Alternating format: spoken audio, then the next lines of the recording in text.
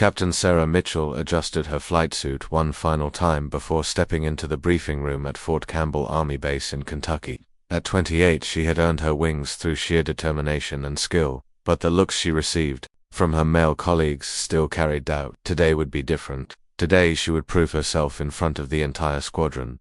The morning sun cast long shadows across the tarmac where the Apache helicopters sat like sleeping giants. Sarah had dreamed of flying these machines since she was 12 years old, watching air shows with her grandfather, a Korean War veteran. He used to tell her that courage wasn't about being fearless, it was about doing what needed to be done despite the fear. Well, look who's trying to play with the big boys again, came a voice from behind her. Major Rick Thompson leaned against the doorframe, his arms crossed and a smirk plastered across his weathered face. At 42, he was the squadron's most experienced pilot and its most vocal skeptic about women in combat roles. Sarah turned slowly, keeping her expression calm. She had learned early in her military career that showing anger only gave men like Thompson more ammunition. "Good morning, Major. Ready for today's exercise?" Thompson chuckled, joined by two other pilots who had gathered around like vultures. Sensing weaknesses, "Oh, I'm ready. The question is, are you? Because flying an Apache isn't like playing video games in your dorm room, sweetheart." The other pilots laughed, but Sarah noticed that not everyone in the room was amused. Lieutenant Jake Morrison, a quiet man from Texas, looked uncomfortable. So did Captain Maria Santos, one of only 3 other women in the unit. "I've been flying Apaches for 3 years, Major," Sarah replied evenly. "I think I can handle whatever today brings." 3 years of training flights and milk runs, Thompson shot back. "Today's different. Today we're running war games against the 82nd Airborne, real scenarios, real pressure. Not everyone's cut out for it." Colonel James Harrison entered the room, his presence immediately commanding attention. At 55, he was a man who had earned respect through decades of service, including 2 tours in Afghanistan. His gray hair was perfectly trimmed, and his uniform bore the ribbons of a distinguished career. "All right, people, listen up," Harrison said, his voice carrying the authority of years in command. "Today's exercise simulates a search and rescue mission behind enemy lines. The 82nd has taken position in the training area and will act as hostile forces. Your job is to locate and extract the downed pilot played by Sergeant Davis and return him safely to base." He gestured to the large map displayed on the wall. "Intelligence suggests heavy ground resistance and possible surface-to-air missile sites. You'll be flying in pairs. Thompson, you'll lead bird, with Wilson as your wingman. Mitchell, you'll take backup position with Morrison." Sarah felt the sting of being relegated to backup, but she kept her face neutral. She had expected this. In the military's old boys club, women had to work twice as hard to get half the recognition. Thompson raised his hand. "Colonel, with respect, shouldn't the backup position go to someone with more combat experience? Mitchell here has never faced real hostile fire. Neither have half the men in this room," Colonel Harrison replied curtly. "Mitchell has excellent scores in all her training exercises. She's earned her place on this mission." "Scores don't mean much when bullets start flying," Thompson muttered, loud enough for everyone to hear. Sarah's jaw tightened, but she forced herself to remain silent. Her grandfather's words echoed in her mind. "Sometimes the bravest thing you can do is bite your tongue and let your actions speak for you." The briefing continued with details about weather conditions, radio frequencies, and emergency procedures. Sarah took notes meticulously, studying the terrain maps and memorizing every detail. She knew she couldn't afford to make even the smallest mistake. As the briefing ended, the pilots began filing out toward the flight line. Thompson lingered, making sure his voice carried to Sarah and the other women present. "You know what the difference is between flying Apaches and flying cargo helicopters?" he asked his buddy Wilson. "In cargo, if you mess up, you might drop some supplies. In an Apache, people die." Wilson chuckled nervously. "Come on, Rick, maybe. Give her a chance." "I did give her a chance," Thompson replied. "I gave all these day hires a chance. But when the shooting starts, I want people I can trust watching my back, not someone who might freeze up when things get tough." The words hit Sarah like a physical blow. Day hire, as if her years of training, her perfect scores, her dedication, meant nothing, as if she was here because of her gender rather than her skill. Captain Santos appeared at Sarah's side, her dark eyes flashing with anger. "Don't listen to him," she whispered. "He said the same garbage about me when I first arrived. Some men can't handle the fact that we can do this job just as well as they can." Sarah nodded gratefully, but inside, she felt the familiar burn of injustice. She had worked harder than most of the men in her class, graduated at the top of her flight training program, and earned commendations from every instructor she had flown with. But to Thompson and men like him, she would always be an outsider, an intruder in their sacred brotherhood. Outside, the Kentucky morning was crisp and clear. Perfect flying weather. Sarah walked toward her Apache, running through her checklist mentally. The AH-64D Apache longbow was a magnificent machine, $30 million worth of the most advanced attack helicopter in the world. She knew every bolt, every system, every capability. Lieutenant Morrison was already at the aircraft, conducting his own inspection. At 26, he was younger than Sarah but had grown up on a ranch in Texas, fixing helicopters and small aircraft. With his father, his quiet competence had earned him respect in the squadron, though he rarely spoke up in group settings. "Morning, Jake," Sarah said, approaching the aircraft. "Ready for this?" Morrison looked up from checking the missile pods. "Born ready, and for what it's worth, Captain, I'd rather fly with you than half the hotshots in this unit. At least I know you actually study the manual instead of relying on ego to keep us in the air." His words warmed Sarah's heart. She had noticed Morrison's careful professionalism during training exercises, his methodical approach to every procedure. He reminded her of her grandfather's quiet strength. No need to prove himself through bluster. "Thanks, Jake." They continued their pre-flight inspection together, checking the aircraft's systems, weapons, and fuel. The Apache was loaded with training missiles and a full complement of 30mm ammunition for the chain gun. Everything was in perfect working order. As they worked, Sarah could hear Thompson's voice from the next aircraft over, regaling his wingman with stories of his combat missions in Iraq. His voice was loud enough that she knew it was intentional, designed to remind everyone of his experience and, by implication, her lack of it. "So there I was, 3 RPGs coming at me from different directions, and this rookie freezes up on the controls. I had to take over and pull us out of a death spiral, while enemy fire lit up the sky around us. That's the kind of split-second decision-making you need out there. Can't learn that from a textbook." Sarah continued her inspection, but her hands trembled slightly with suppressed anger. Every story was designed to undermine her, to plant seeds of doubt about her capabilities. It was psychological warfare, and she knew it. "Pilots, mount up," came the call from the tower. Sarah and Morrison climbed into their aircraft, Sarah taking the pilot's seat in the rear, and Morrison handling weapon systems in front. The familiar rhythm of startup procedures calmed her nerves. Master power on, engines starting, systems coming online one by one. The Apache's twin-turbine engines wound up with a distinctive whine that Sarah had grown to love. This was her element, her domain. In the cockpit, she felt the confidence that sometimes eluded her on the ground. "Tower, Apache 2-4, requesting permission to taxi," she radioed. Apache 2-4, cleared to taxi. "Join the formation behind lead." As they taxied toward the takeoff position, Sarah saw Thompson's aircraft already in position. Even from a distance, she could see him gesturing in the cockpit, probably making some joke about his backup crew. "Mitchell," came Thompson's voice over the radio, "try to keep up to date. We can't afford to wait around for stragglers." "Copy, lead. We'll be right behind you," Sarah replied, keeping her voice professional despite the insult. As they lifted off into the clear Kentucky sky, Sarah felt the familiar surge of joy that came with flight. The ground fell away beneath them, and the world opened up in all directions. This was where she belonged, where all the doubts and whispers couldn't touch her. But as they flew toward the training area, Thompson's words echoed in her mind. Today would be her chance to prove herself, to show that she belonged in this brotherhood of warriors. She had trained for this moment her entire career. What she didn't know was that some of the men in her own unit had already decided she would fail, and they were prepared to make sure of it. The morning sun climbed higher as the 2 Apaches flew southeast toward their destiny, and Sarah Mitchell flew toward the test that would define her career and her life.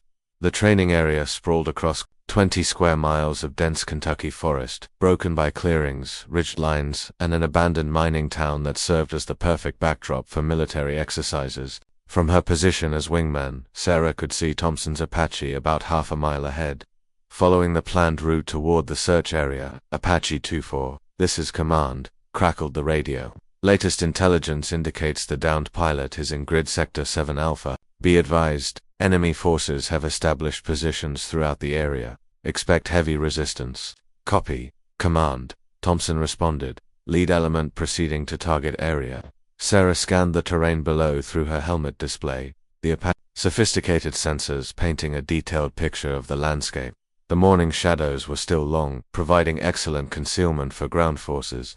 Somewhere down there, soldiers from the 82nd Airborne were waiting with simulated surface missiles and heavy machine guns. 2-4, you're falling behind, came Thompson's voice over the squadron frequency, loud enough for everyone to hear. Tighten up that formation. Sarah checked her instruments. She was exactly where she was supposed to be according to the tactical manual, close enough to provide support, far enough back to avoid being caught in the same attack.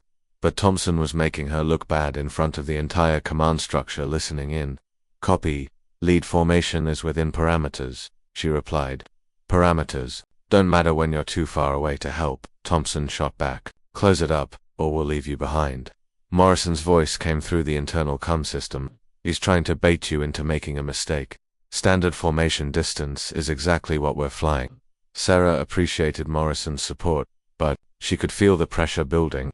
Every decision she made would be scrutinized, every hesitation used as evidence that she didn't belong. She nudged the Apache slightly closer, still maintaining safe distance, but enough to quiet Thompson's criticism. The radio crackled with updates from the command post.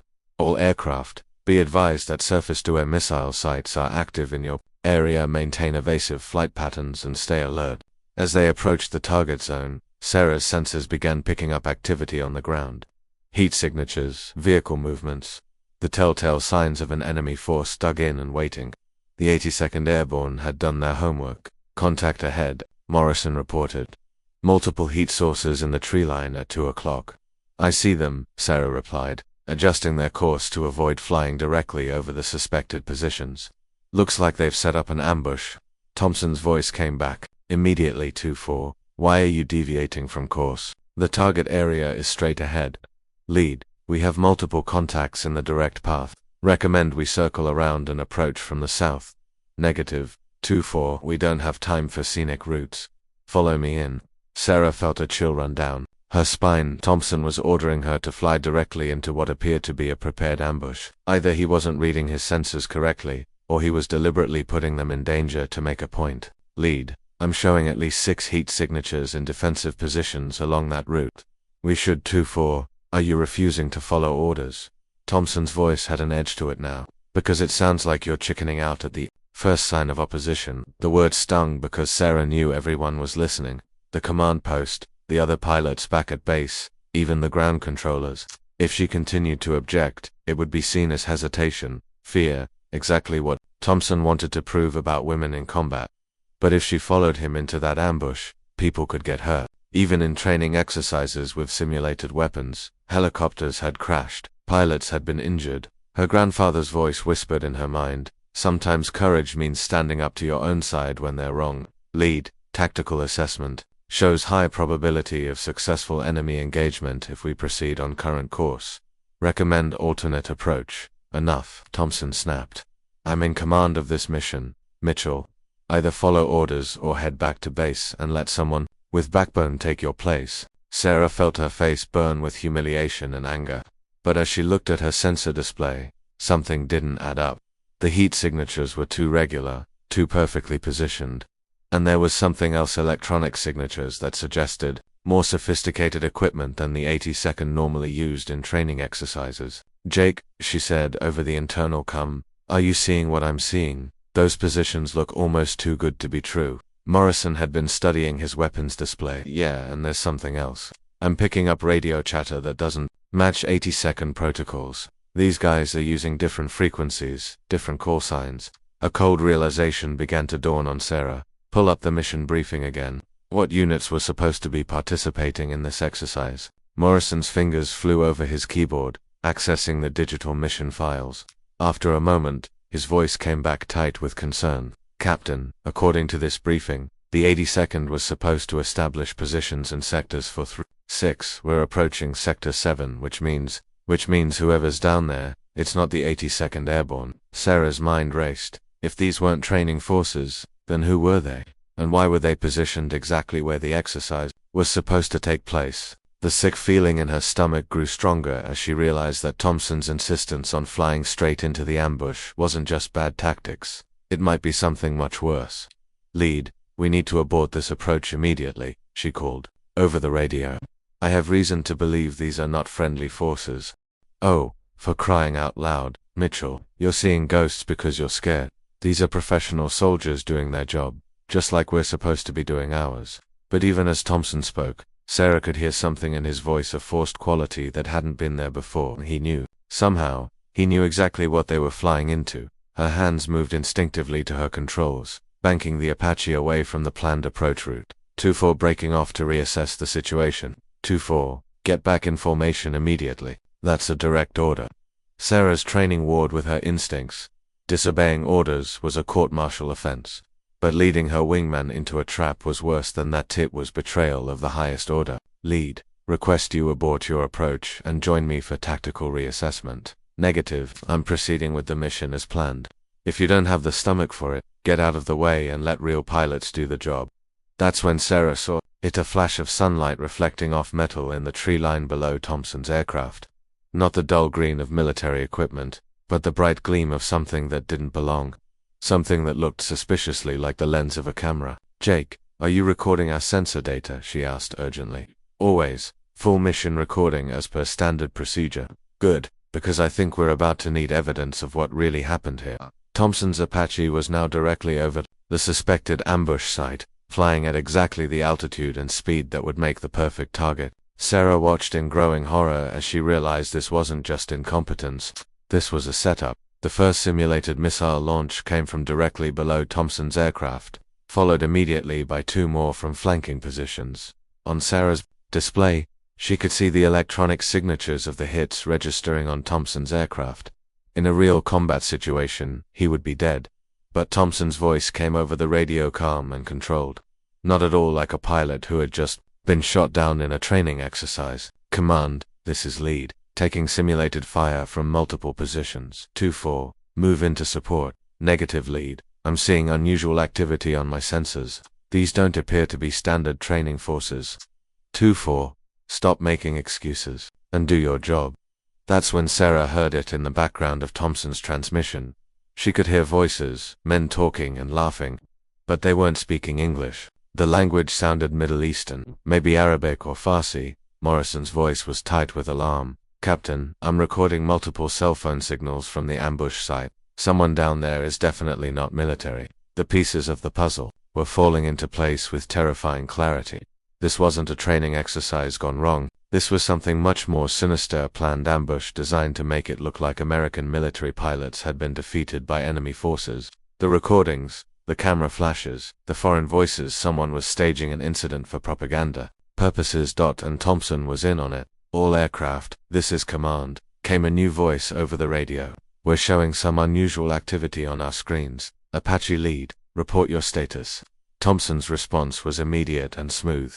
Command, lead taking heavy fire from well-coordinated enemy positions. Request immediate support. 2-4 is having difficulty maintaining formation under pressure. Sarah felt a surge of rage so pure it nearly blinded her. Even now, even in the middle of whatever conspiracy was unfolding, Thompson was still trying to make her look bad, still painting her as weak and incompetent, but she also felt something else, a cold, calculating clarity that she had never experienced before. Her grandfather had been right about courage. It wasn't about being fearless.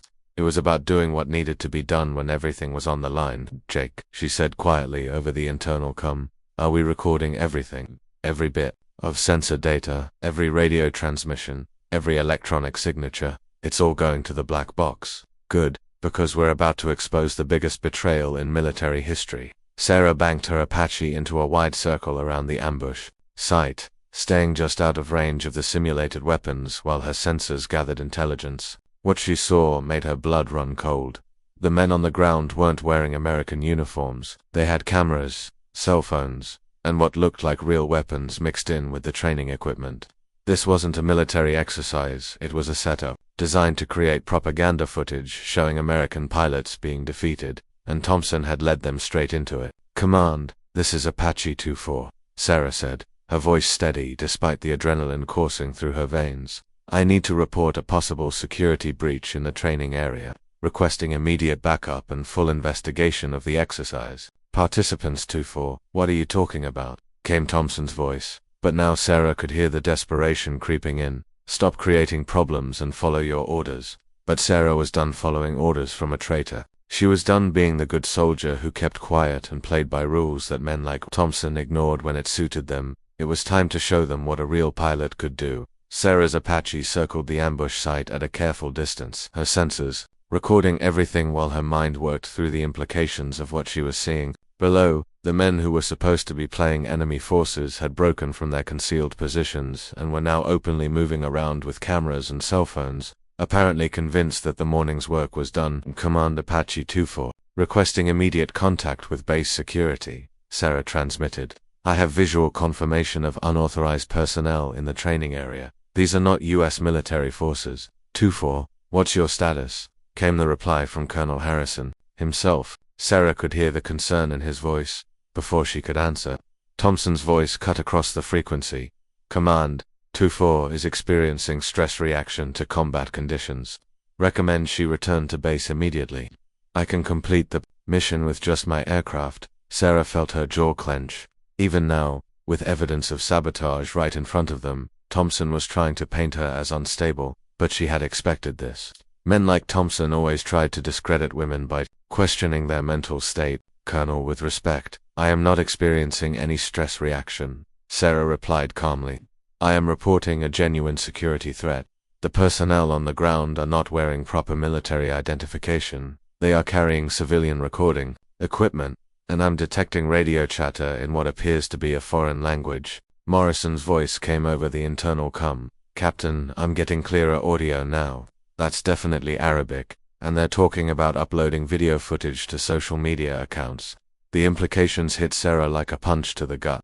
This wasn't just about making American pilots look bad in a training exercise. Someone was planning to release propaganda footage showing U.S. military helicopters being defeated by enemy forces. In today's digital world, such footage could spread across the internet in hours, damaging American credibility and potentially compromising national security. Lead, are you seeing what I'm seeing? Sarah asked Thompson directly, giving him one last chance to do the right thing. Thompson's response was immediate and harsh. I'm seeing a pilot who's lost her nerve and is making up stories to avoid completing her mission. 2-4. Either get back in formation or head home. I don't have time for fairy tales.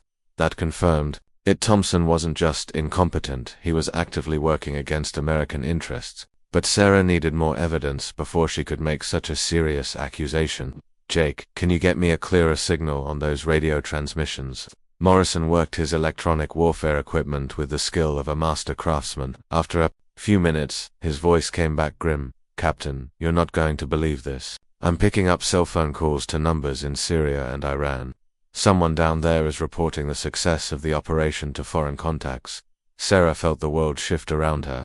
This wasn't just about humiliating a female pilot or creating propaganda footage.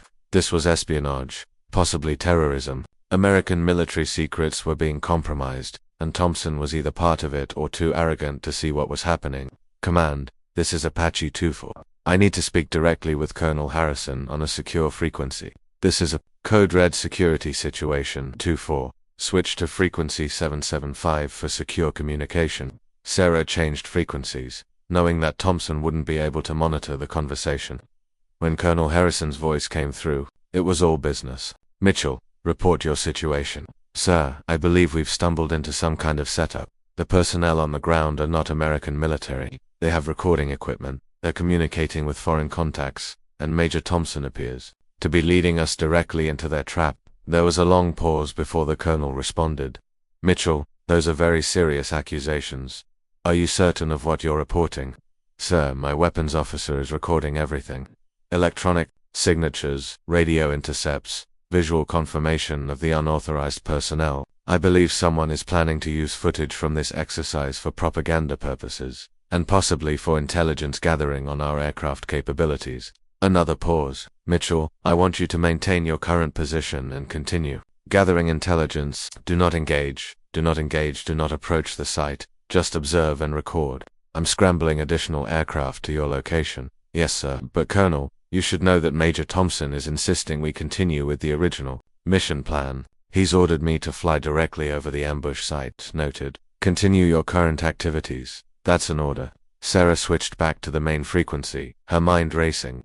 She now had direct orders from the colonel to maintain her position, which gave her protection against Thompson's demands. But she also knew that Thompson wouldn't give up easily. Sure enough, his voice came crackling over the radio almost immediately. 2-4. I don't know what stories you've been telling, Command, but we have a mission to complete. Get back in formation now. Negative, lead. I have orders from Colonel Harrison to maintain current position and continue surveillance. Bullshit. I'm the senior officer on this mission, and I'm giving you a direct order to rejoin formation. Sarah took a deep breath. This was the moment she had been dreading her entire career: open confrontation with a superior officer. But her grandfather's voice whispered in her mind, sometimes you have to choose between following orders and doing what's right. Major, I'm following orders from the base commander. Unless you outrank Colonel Harrison, I suggest you comply with his directives. Thompson's response was pure venom. You're going to regret this, Mitchell. When this is over, I'm going to personally see that you're court-martialed for insubordination and cowardice. You'll never fly again. But Sarah was no longer listening to Thompson's threats. Her attention was focused on something much more disturbing happening on the ground below. The foreign operatives, for that's what she was now certain they were, had begun packing up their equipment and preparing to leave. They had what they came for. Jake, are you seeing this? Yeah, they're bugging out. But Captain, there's something else. I'm detecting encrypted data transmissions from the site. Someone just uploaded a large file, probably video footage. Sarah's blood ran cold. If propaganda footage of American helicopters being defeated was already online, the damage could be spreading across the internet even as they watched. She had to act fast. Command, this is 2-4. The hostile personnel are preparing to leave the area, and we have confirmation of data uploads to foreign destinations. Request permission to detain the suspects. Colonel Harrison's voice came back immediately. Negative, 2-4. Maintain surveillance only. Security forces are en route to your location. But Sarah could see that the suspects would be gone long before ground forces could arrive. The morning's operation had been carefully planned, with escape routes already mapped out. These weren't amateur troublemakers, they were professionals. Thompson's Apache had moved to a position directly over the ambush site, and Sarah could see him hovering there like he was providing cover for the escaping operatives. The pieces of the conspiracy were becoming clearer by the minute. Lead, you're in position to intercept the suspects, Sarah called over the radio. They're moving toward the vehicles at the south end of the clearing. 2-4. I'm not seeing any suspects. I'm seeing American soldiers completing a training exercise, just like they're supposed to be doing. Sarah stared at her display in disbelief. Thompson was still maintaining the fiction that these were legitimate military forces, even though the evidence was overwhelming. Either he was completely incompetent, or he was actively helping the enemy. Major, look at your sensors. Those are not American uniforms. Those are not American vehicles, and those are definitely not American radio frequencies they're using. Mitchell, you're seeing things because you're panicked. Maybe if you spent less time making excuses and more time doing your job, you'd be able to tell the difference between allies and enemies. That's when Sarah heard it, a sound that made her blood freeze in her veins. Over Thompson's radio transmission, barely audible but definitely there, she could hear him laughing. Not the nervous laughter of a man under stress, but the satisfied chuckle of someone whose plan was working perfectly. Morrison heard it too. Captain, did he just laugh? While reporting enemy contact, Sarah's hands tightened on the controls. Everything made sense now. Thompson hadn't stumbled into this situation, he had orchestrated it. The morning's humiliation, the forced approach to the ambush site, the insistence on following a plan that put them directly in harm's way. It had all been carefully designed to create the perfect propaganda opportunity, but Thompson had made one crucial mistake. He had underestimated the woman he was trying to destroy. Jake, Sarah said quietly, how many training missiles do we have left? Full load, Captain. 32 Hellfires and 200 rounds of 30mm. Sarah smiled for the first time that morning, and it wasn't a pleasant expression. Good, because I think it's time we reminded everyone why they call this bird the Apache. She keyed her radio to the command frequency. Colonel Harrison, this is Mitchell. I'm requesting permission to engage hostile forces with training ordnance. Mitchell, negative.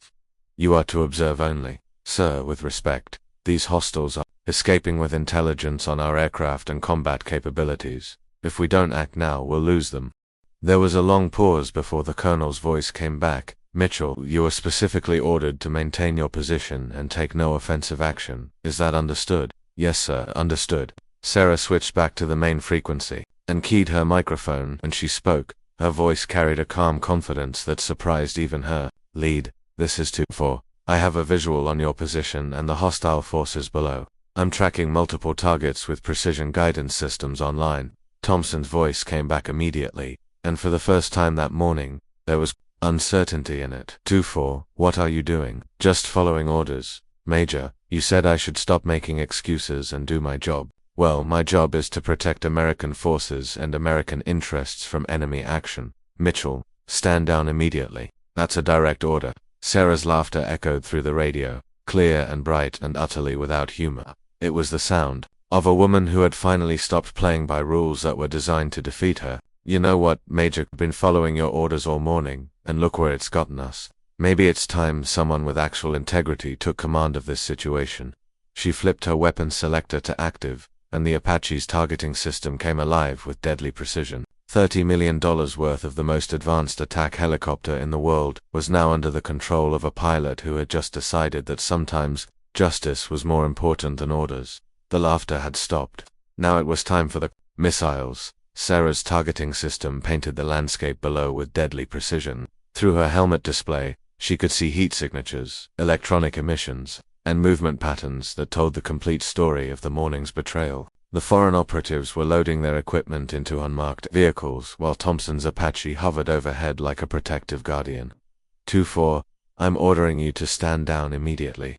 Thompson's voice cracked with desperation over the radio. You're having a breakdown. Mitchell, return to base now. Sarah's response was calm, almost conversational. Actually, Major, I'm thinking more clearly than I have all morning. Jake, confirm target acquisition on the vehicles at the south end of the clearing. Morrison's voice was steady as he worked. His weapons systems, multiple targets locked, training missiles ready for engagement. Mitchell, if you fire those missiles, I'll have you court-martialed for attacking friendly forces.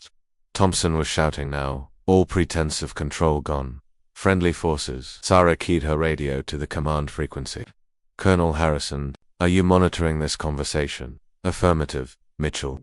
I'm hearing everything, sir. Major Thompson is claiming that the personnel on the ground are friendly forces, despite clear evidence that they are foreign operatives conducting espionage activities. He's threatening me with court-martial for engaging what he admits are enemy personnel. There was a deadly silence on the frequency before Colonel Harrison's voice came back. Cold as winter steel. Major Thompson, explain your position.